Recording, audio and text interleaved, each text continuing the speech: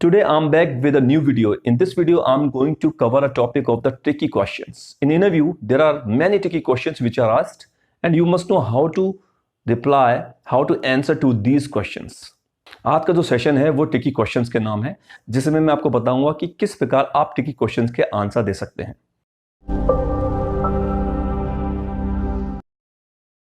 Tricky questions जो होते हैं उनका आंसर भी हमेशा लॉजिकल नहीं हो सकता है। कभी कभी लॉजिकल होगा, कभी कभी इलॉजिकली लॉजिकल होगा। अब आप कहेंगे सर ये इलॉजिकली लॉजिकल क्या होता है? Just listen. अगर आपसे पूछा जाता है कि 2 और 2 कितने होते हैं तो आप बोलेंगे सर 4, तो ये लॉजिकल आंसर है। लेकिन अगर आपने बोला सर 2 और 2 तो 22 होते हैं, तो ये लॉजिकल आंसर नहीं है, ये है इलॉजिकली लॉजिकल आंसर। तो आपको ट्रिकी क्वेश्चन के आंसर भी हमेशा इलॉजिकली लॉजिकल होकर देना है। Alright, there is no patent answer, there is no bookish answer. This is all about your presence of mind. Presence of mind is checked when any tricky question is asked to you. यानी कि जो interviewer होते हैं वो आपके presence of mind को देखते हैं कि आप किस तरीके से आंसर देते हैं, आपका प्रेजेंस ऑफ माइंड कैसा है। दोनों पॉइंट्स आपको दिमाग में रखने हैं। If you keep these 2 points in your mind, then you are going to give the right answers to any tricky question you are asked.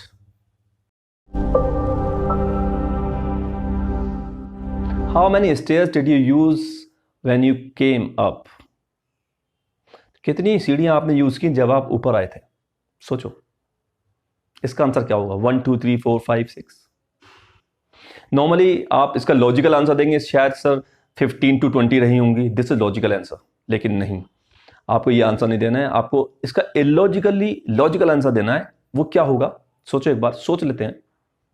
5 4 3 2 1। इसका इलॉजिकली लॉजिकल आंसर ये होगा, सर मैंने उतनी ही सीढ़ियां चढ़ी थी जितनी सीढ़ियां मैं उतर के जाऊंगा।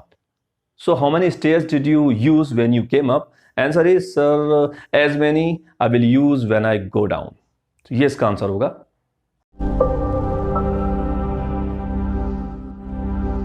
So how many buttons do you have in your shirt? This is a simple question which is often asked in any interview. So what should be the answer? If you are giving the logical answer, that will be, sir, ये कोई 5 या 6 buttons होंगे मेरी shirt में। No, this is not the right answer. आप 5 या 6 या 5 or 6 buttons are there, आप ऐसा बोलेंगे, this is a logical answer. But मैंने क्या बोला? Illogically logical. इसका illogically logical answer होगा, सर मेरी शर्ट में उतने ही बटन हैं जितने की बटन होल्स। क्योंकि सिंपल सी बात है, इधर बटन्स होते हैं, इधर बटन होल्स होते हैं, तो जितने बटन्स होते हैं उतने ही होल्स होते हैं। ठीक है, तो मेरी शर्ट में उतने बटन हैं जितने की बटन होल्स।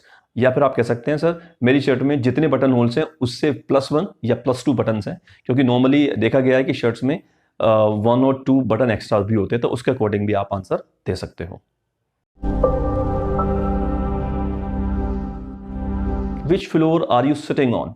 किस फ्लोर पर आप बैठे हैं? इसका लॉजिकल आंसर तो या तो यही होगा कि आपको याद होगा कि सर ये 9th फ्लोर है, मुझे याद है कि मैं 9th फ्लोर पर हूं। या आप बोल सकते हैं कि सर G+9 पर मैं बैठा हूं, G फॉर ग्राउंड फ्लोर +9। क्योंकि कभी कभी क्या होता है कि कुछ लोग ग्राउंड फ्लोर को भी गिन लेते हैं, तो वो 9 को 10th मानेंगे और 10th को 11 मानेंगे। तो या तो आप बोलें सर 9th फ्लोर पर, बेटर होगा आप बोलें sir G+9 ground floor plus 9th floor पर मैं यहां बैठा हूं। तो दिस इज द आंसर। ये हो गया आपका लॉजिकल आंसर। अब आते हैं ट्रिकी आंसर पर। What is the tricky answer to this question? Simple, आप बोलेंगे सर मैं उसी फ्लोर पर बैठा हूं जिस पर आप बैठे हैं। राइट, दोबारा गौर करते हैं। सर मैं उसी फ्लोर पर बैठा हूं जिस पर आप बैठे हैं, और ये वही फ्लोर है जिस पे मुझे बुलाया गया था। तो आप किस फ्लोर पर बैठे हैं? सर जिस फ्लोर पर मुझे बुलाया गया था, एक, या सर जिस पर आप बैठे हैं उसी फ्लोर पर मैं बैठा हूं। So which floor are you sitting on? Sir I am sitting on the same floor which you are sitting on.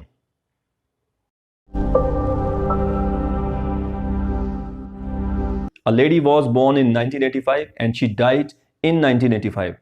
How is it possible? So इसका लॉजिकल आंसर है कि sir it is not possible. अब ये क्या है, tricky questions चल रहे हैं, तो इसका इलॉजिकली लॉजिकल आंसर देना पड़ेगा। क्या होगा? एक बार सोच लेते हैं, जरा थोड़ा सोचो, दिमाग लगाओ। 5 4 3 2 1। 1985 must be the room number और मस्ट बी हाउस नंबर। ये हाउस नंबर होगा या रूम नंबर होगा जिसमें वो पैदा हुई थी, और वो उसी रूम नंबर में या उसी हाउस नंबर में उसकी डेथ भी हो गई। So this is a very simple answer.